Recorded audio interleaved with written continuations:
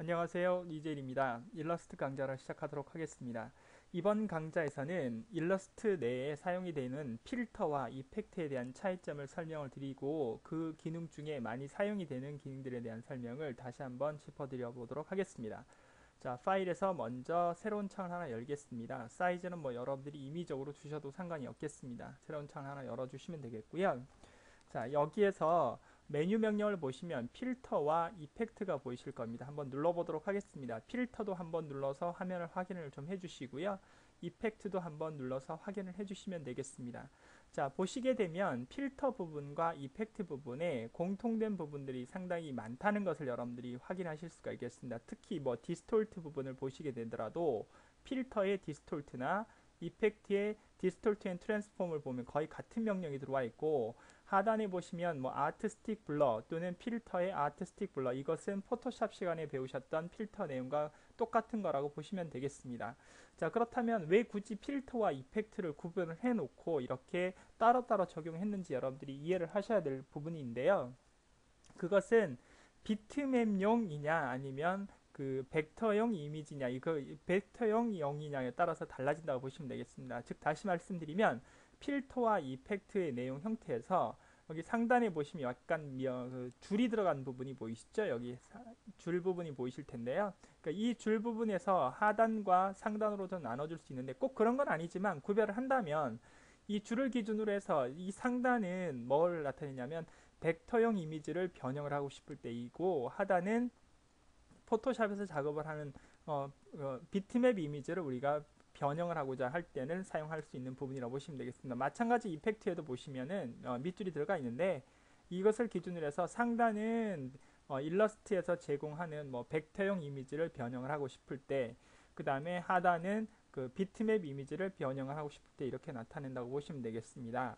자, 그런데 왜 굳이 똑같은 명령이 두 번 있느냐, 이 차이점을 여러분들이 이해를 하셔야 되는데요. 그 설명을 잠깐 드려보도록 하겠습니다. 자, 먼저 둥근 사각형을 하나 만드셔서 저와 함께 이렇게 만들어 주시면 되겠고요. 자, 이렇게 만들어 주셨으면 약간 표지판을 하나 만들어 보도록 하겠습니다. 그래서 스케일 툴을 더블 클릭을 하겠습니다. 스케일 툴을 더블 클릭을 하셔서 여러분 한 80%한 다음에 미리 보기를 체크를 한번 해보도록 하시죠. 너무 작은 것 같으니까 90%로 가겠습니다. 90% 카피를 하나 눌러주시면 이런 테두리 모양이 생성이 된 걸 확인하실 수가 있겠습니다. 자, 이 상태에다가 여러분 여기에다가 글자를 쓰도록 할까요? 여기다가 스톱이라고 stop라고 쓰도록 하겠습니다. 글씨는 여러분들이 인위적으로 쓰셔도 상관이 없겠습니다만 일단은 대문자로 좀 쓰도록 할 거고요. 자, 글씨가 다 구현이 되신 분들은 그 전체 선택 툴 누르기, 즉 검정색 화살표는 선택 툴 누르게 되면 바운딩 박스가 나오죠. Shift 누르시고 잡아당기시면 이렇게 크게 나오는 걸 보실 수가 있겠습니다. 그래서 정중앙 부분에 가져다 놓는 걸로 작업을 하도록 하겠습니다. 자, 그러면 글자 부분은 약간 좀 두꺼운 걸로 가도록 하기 위해서 글자를 선택하시고 컨트롤 T를 누르게 되면 이렇게 캐릭터 그 패널 창이 떨어지는데요. 여기서 좀 글자를 좀 두꺼운 글씨로 좀 작업을 하도록 하겠습니다. 그래서 좀 두꺼운 글씨로 구현을 하도록 하겠습니다. 그래서 찾아야 되겠죠. 그래서 약간 좀 두꺼운 글씨로 구현을 하도록 하겠습니다. 자, 그리고 난 다음에 글씨를 좀만 더 키울까요? 자, 이렇게 좀 키우도록 하겠습니다. 자, 키우고 그 다음에 죄송한데 여기에 있는 사각 박스를 선택을 하셔서 여러분들이 적당한 이미지들로 이렇게 좀 구현을 좀 해주셨으면 좋겠습니다. 자, 이렇게요. 그리고 전체를 잡으셔서 그 다음에 상단에 보시면 얼라인 패널이 보이실 수도 있는데 여기를 누르셔도 되고요. 거기서 정중앙 정렬을 눌러서 딱 정중앙에 위치를 시키도록 하겠습니다. 자, 이것을 가지고 구현을 한번 해볼 텐데요. 자, 여러분 잘 보세요. 자, 여기서 전체를 선택을 하시고요. 마찬가지 저와 함께 마찬가지 선색은 빼도록 하겠습니다. 선색을 앞으로 내시고 선색을 금지 표시를 누르면 이제 선색이 다 빠진 상태가 되겠죠. 그리고 글자만 선택을 다시 해주시고 타입에서 Create Outline이라는 걸 하게 되면 이것이 그 벡터 이미지로 바뀐다고 그랬죠. 그래서 글자에서 이제 그 패스를 우리가 그린 듯한 모양 형태가 된 거라고 보시면 되겠습니다. 자, 이 전체를 다시 잡으시고 영문키 컨트롤 키하고 G키를 눌러서 그룹을 설정하시거나 또는 마우스 오른쪽 버튼 눌러서 그룹을 누르셔도 되겠습니다. 자, 이렇게 하나의 개체를 완성을 하셨는데요. 자, 이번에 요것을 잠깐 설명을 드려보도록 하겠습니다. 자, 두 개를 이렇게 하나 복제를 해주시고요. 하나는 필터 값으로, 하나는 그 이펙트 값으로 변형을 한번 해보도록 하겠습니다. 자, 왼쪽에 있는 걸 선택을 하시고요. 필터에 디스톨트에 프리디스톨트를 누워보도록 하겠습니다. 자, 그럼 이렇게 변형을 할 수가 있는데요. 자, 이것을 선택을 하시고 이렇게 변형을 한번 해보도록 하겠습니다. 저와 함께 이렇게 변형을 하셔서 자, OK 버튼 눌러보도록 하겠습니다. 자, 그러면 이렇게 모양이 변형이 된 걸 보실 수도 있죠. 자, 그 다음에 왼쪽에 있는 걸 선택을 하시고요. 이펙트에 이번에는 디스톨트 앤 트랜스폼에 보면 프리디스톨트가 똑같은 것이 있습니다. 그래서 클릭을 한번 해보겠습니다. 그런 다음에 마찬가지 모양으로 끝점을 잡아서 이렇게 변형을 해주시면 되겠습니다.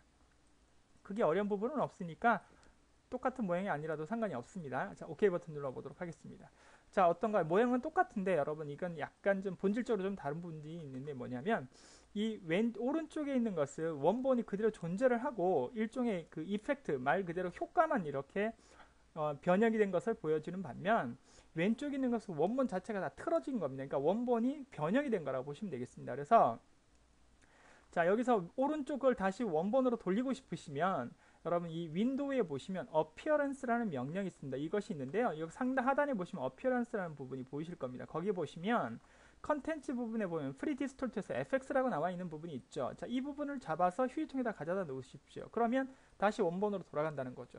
즉 다시 말하면 이펙트와 필터의 차이점 이렇게 말씀을 드릴 수가 있겠습니다. 그래서 필터 부분에서 사용하는 모든 명령들은 원본이 본질적으로 변형이 되고 그 다음에 이펙트에서 사용하는 이런 그 벡터 이미지의 변형 방법들은 원본이 그대로 보존이 되면서 효과만 화면상으로 제공해준다.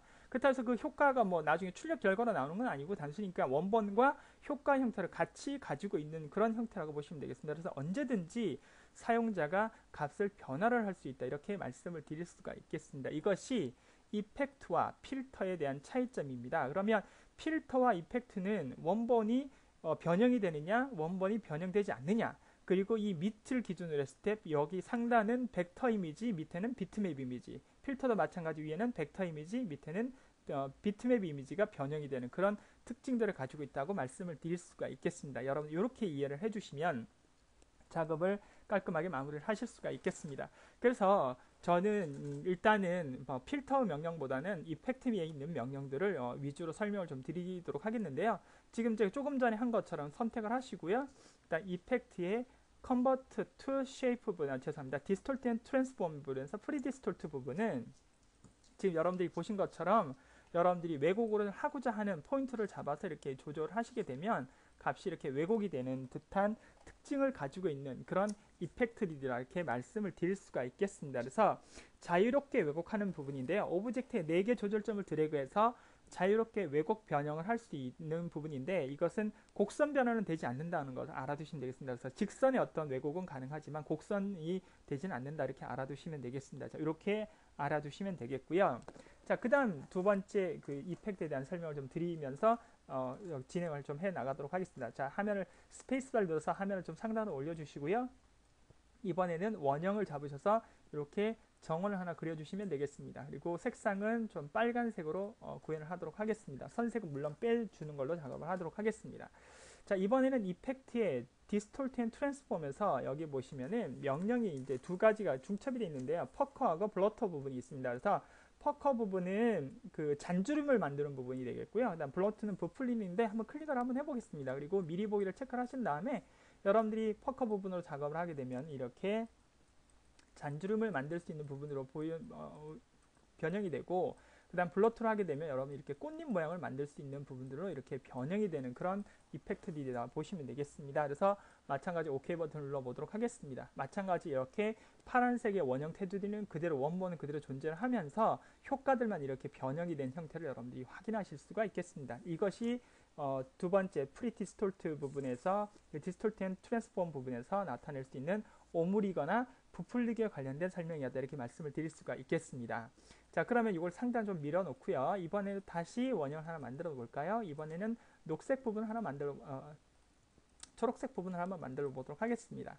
자, 이펙트의 디스톨트 앤 트랜스폼에서 이것은 러픈이라고 보시면 되겠습니다. 여러분이 러픈이라는 건 잘 알고 있는 것처럼 거칠게 만들어주는 부분이라고 보시면 되겠습니다. 그래서 미리 보기를 체크를 한번 해보면 이 매끄러웠던 이 바깥쪽 부분들이 이렇게 거칠게 나오는 부분들을 보실 수가 있겠습니다. 그래서 그 옵션 바에서 사이즈를 얼마만큼 조정하느냐에 따라서 밑에 있는 디테일 그 부분을 어떻게 하느냐에 따라서 그 거친 부분들을 여러분들이 어느 정도 또 수정을 하실 수 있는 그런 부분들을 또 확인하실 수가 있겠습니다. 물론 거기에는 상대적으로 값을 뒤트는 방법하고 앱솔루트 절대적인 값으로 뒤트는 방법이 좀 다른데요.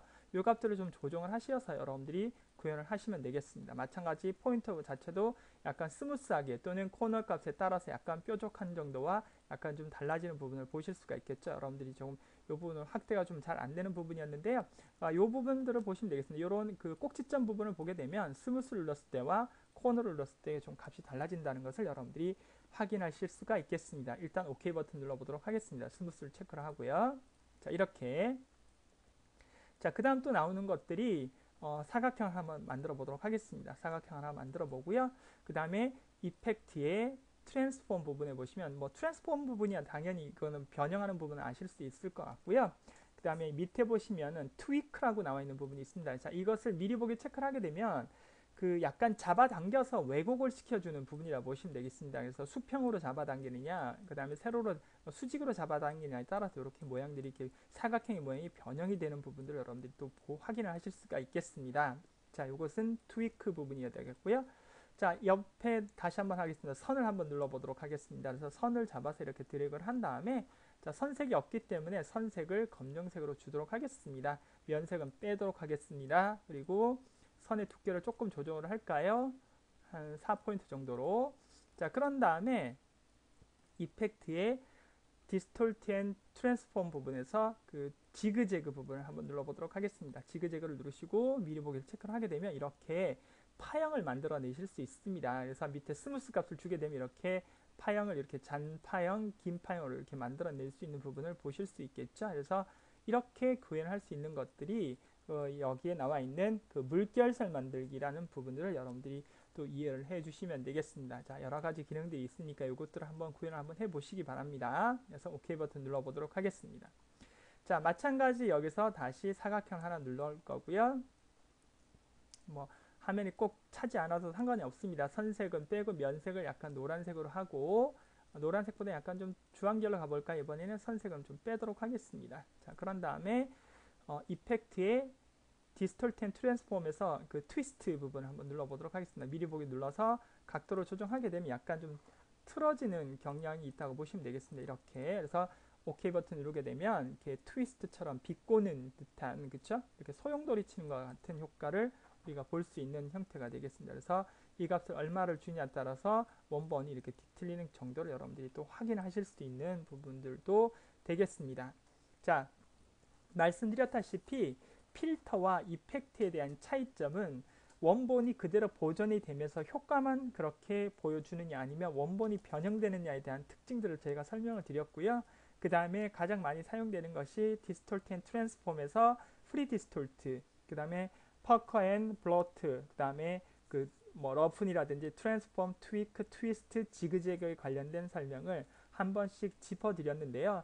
물론 거기 밑에는 뭐 패스라든지 패스파인더라든지 스트라이저라든지 스타일라든지 이런 부분들은 여러분들이 다 작업을 하셨던 부분들이기 때문에 여기에 대한 설명을 좀 조절을 하고요. 밑에 있는 스타일라이저에 대한 설명을 좀 드리면서 이 이펙트와 필터에 관련된 설명을 마무리를 하도록 하겠습니다.